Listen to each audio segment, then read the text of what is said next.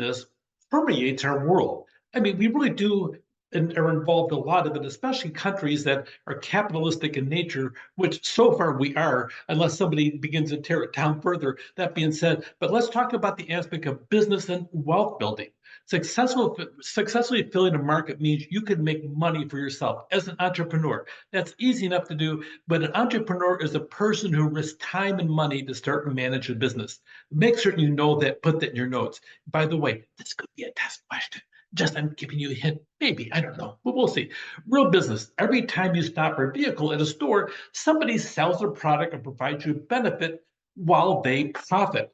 Profit really drives business. You get back into the car, and someone who makes a profit by paving the dirt the road lies on, they've earned money. The people who repair that road make money. The bureaucrats who decide if we ever repave a broken road, they make money.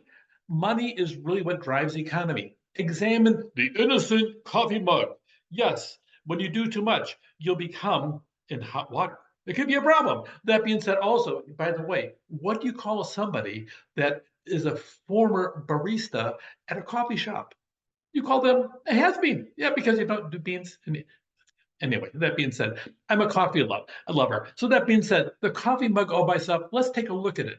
It's really one of the most popular things. It's really gone past popularity to ubiquitous. That being said, no other beverage, and I'm serious about this, is as revered and respected as a simple cup of coffee.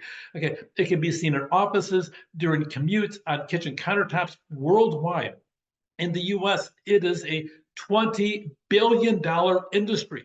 It's consumed by almost every industrial nations, and also those that are viewed by really the aspect of what the are when it comes down to individuality. Almost every single nation, third world and other, is really sitting down and being served by a group of people who really may have little education, and they go into the mountains and they pick coffee beans, and those beans are converted into one of the most gigantic industries that's out there. It helps an awful lot in the aspect of keeping people employed and also at the lowest levels of the economic strata. It's huge and it's beneficial.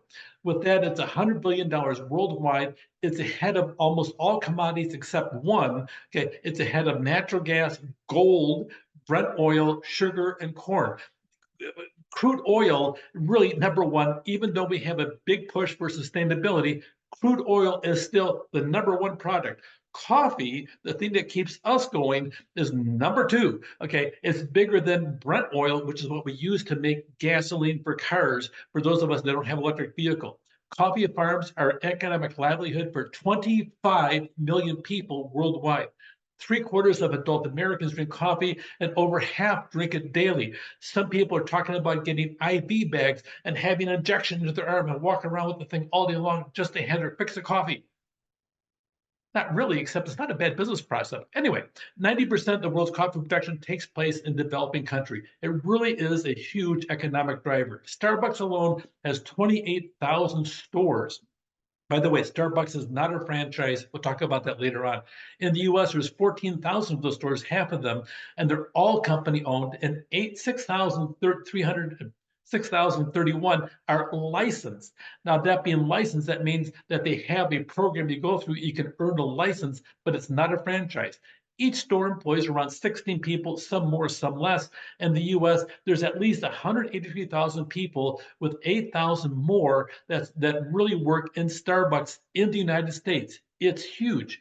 And if you start looking at the numbers, there's about 31,000 plus coffee stores in the US.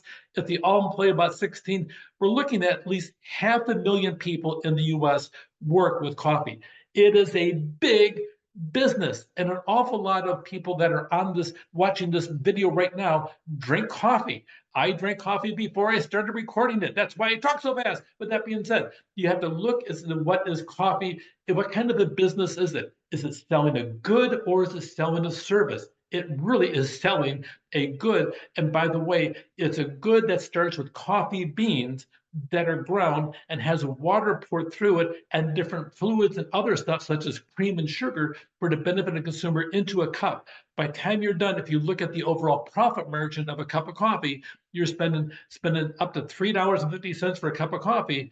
That being said, with a cup of coffee, How much is profit? Well, think about what's involved when it comes to the mechanics of it. It's nothing more than beans that are ground with water filtered through them, put into a cup. The overall cost of the product is certainly less than 50 cents, probably less than 35 cents, and you probably have maybe 25 cents for labor, and then all the rest of that is for expenses and profit.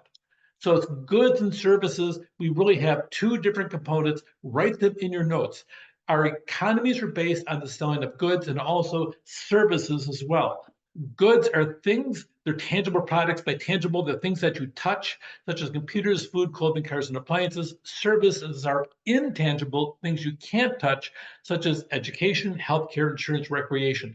We really have an economy that's been stuck at the ratio of 20/80.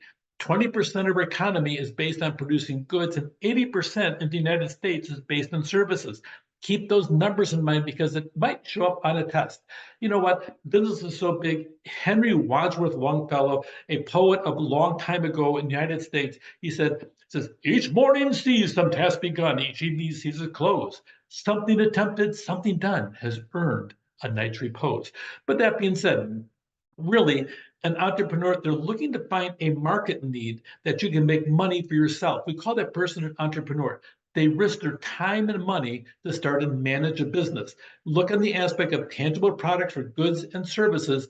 That's a big deal. When you start looking at our world, business permeates everything.